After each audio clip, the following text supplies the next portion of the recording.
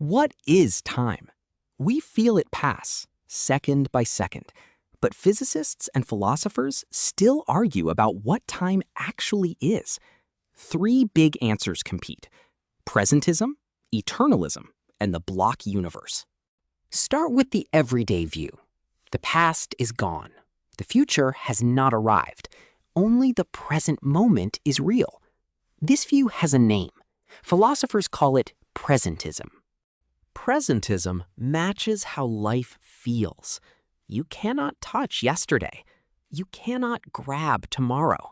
The cup of coffee in your hand exists right now. And now is the only place anything can happen. But presentism has a problem. Einstein showed that time is not the same for everyone. Two observers moving at different speeds disagree about which events happen at the same moment. So whose now is the real now? This is where eternalism enters. Eternalism says the past, the present, and the future are all equally real. Yesterday still exists.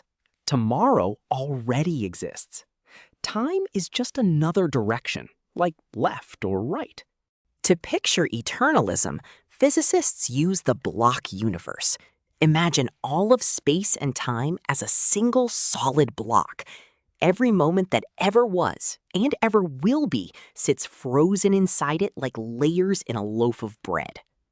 Inside the block, your whole life is a world line.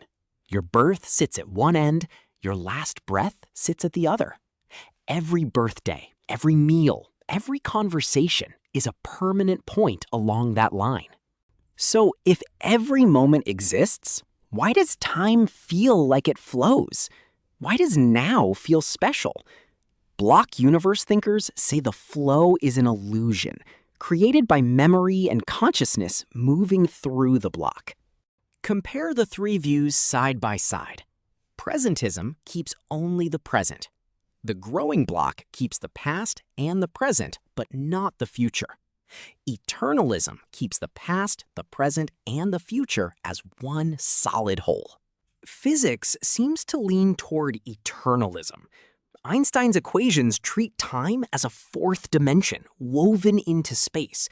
There is no built-in arrow pointing from past to future, just a four-dimensional structure called space-time. But our minds resist. We remember the past.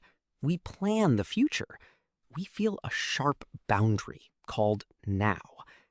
Presentism captures that feeling, even if the physics says the boundary may not be fundamental. So what is time? Maybe a flowing river of nows? Maybe a frozen block holding every moment at once? The honest answer is that nobody knows for sure. And that mystery is what makes time so strange.